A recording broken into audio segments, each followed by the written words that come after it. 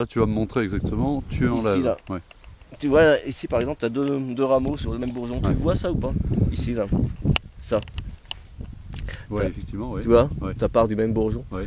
Donc c'est pareil, c'est quelque chose en fonction de la souche qu'on va pouvoir faire. Enlever un des deux bourgeons, garder le plus joli et enlever de secondaire, quoi. D'accord. Enfin, un peu comme à la taille en fait. Garder celui qui a du raisin. Ouais, ah bah oui, de toute façon. Moi j'ai fait la taille. Donc je vais en enlever un, tu vois, quand même. Bon, tout ça n'appartient pas à la taille, donc je l'enlève. Ouais. Après, bon, c'est un peu tôt, hein. Les souches sont pas encore vraiment déterminées là. Il faut pas non plus commencer trop tôt parce qu'après tu peux enlever des bourgeons que tu vas regretter d'avoir enlevé, quoi. Celui-là, je le laisserai parce qu'il va avoir tendance à ouvrir la souche. C'est bien. Ce qui est bien, c'est d'avoir taillé avant de débourgeonner. Parce que tu te rends mieux compte de ce qu'il faut garder ou enlever, tu vois, quand tu as déjà effectué la taille. C'est...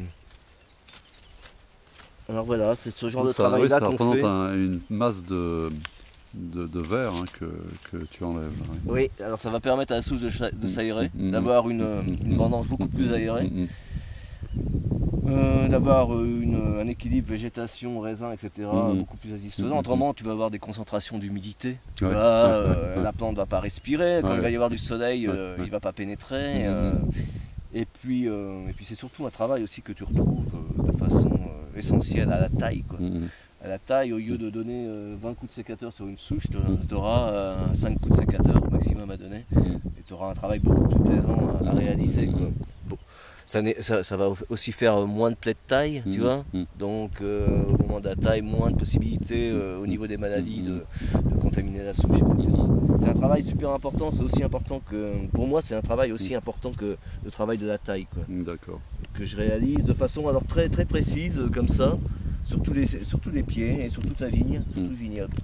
Donc en général, on est 2-3 à faire ça quand même, parce que tout seul c'est trop compliqué de faire le tour, quoi. Bon, là, j'ai un peu de mal à avoir un geste automatique puisque c'est encore un peu tôt pour le prêt. Ouais, d'accord. Tu vois.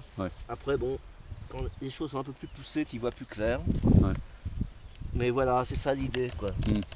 Tu vois, voilà, toc toc toc, ça t'enlève aussi. Voilà, Donc ça, c'est en mai en général, hein, c'est ça? On va commencer dans une quinzaine de jours, je pense. C'est trop tôt. Il ne faut pas commencer trop tôt parce qu'en plus, tu as tes pampres, si tu commences trop tôt, qui vont avoir tendance à repousser. D'accord. Donc ça t'obligerait à y passer 2 fois. C'est déjà un travail un gros travail. Donc le mieux, c'est de prendre au bon moment et de passer qu'une fois, quoi, évidemment. Puis là, en plus, comme il y a eu des problèmes de jet, etc., il faut attendre que tout repousse, que tout se mette en place pour vraiment réaliser le travail.